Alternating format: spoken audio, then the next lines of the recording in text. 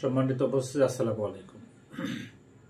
আর দুনিয়া মাজরাতুল আখিরা, দুনিয়াটা হচ্ছে পরকালের শস্য ক্ষেত্র। এই দুনিয়াতে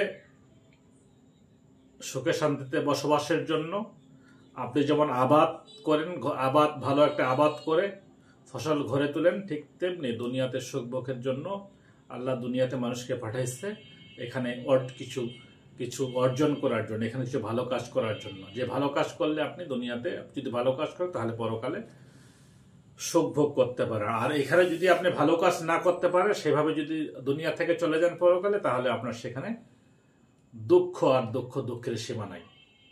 তাই দুনিয়াতে আল্লাহ মানুষকে পাঠাইছে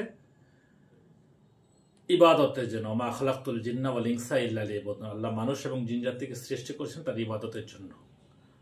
ইবাদত করে ভালো কাজ করে তাহলে আপনি দুনিয়া থেকে যদি যেতে পারেন তাহলে পরকালে সুখ ভোগ করতে পারেন।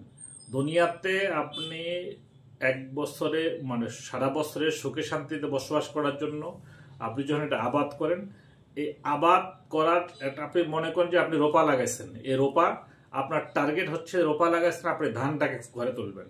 আপনার টার্গেট একটা, যে আপনার টার্গেটটা হচ্ছে যে আপনি রোপা লাগাইছি, এই রোপার সর্বশেষ যে এখানে ধান হবে, এই ধানটাকে আমি ঘরে তুলব।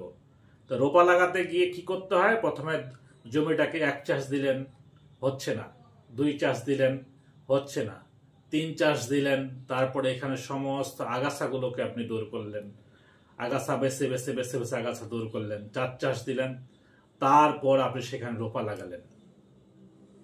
এই রোপা লাগানোর পর রোপা যখন একটু বড় হচ্ছে, তখন তারপরে দেখা গেল সেখানে অনেক আগাছা থেকে গেছে। আপনি এত আগাছা, এত কষ্ট করে সমস্ত আগাছা বেছে ঠিক করলেন, তারপরে সেখানে কিছু আগাছা থেকেই যায়, এই আগাছা দূর করার পর যখন আপনার রোপা লেগে গেল, রোপা বড় হচ্ছে, তারপরে দেখতেছেন সেখানে কিছু আগাছা। তখন আপনি সেখানে সার কীটনাশক দিলেন, তারপরে দেখা যাচ্ছে আগাছা থেকে যাচ্ছে।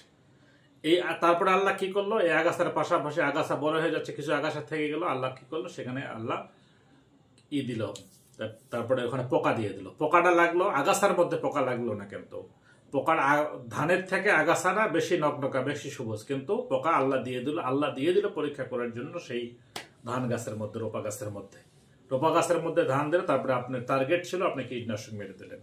এই কীটনাশক দেওয়ার পরে, কীটনাশক পোকাগুলো মরার পরে তারপরে আপনি ধান শেষ পর্যন্ত আপনার ধান ঘরে তোলা। আপনার টার্গেটটা ছিল যে ধান ঘরে তোলা, এই টার্গেটটা ছিল আপনার ধান ঘরে। ঠিক তেমনি আল্লাহ মানুষকে পাঠিয়েছেন, আমাদের টার্গেট থাকবে জান্নাত পাওয়ার জন্য।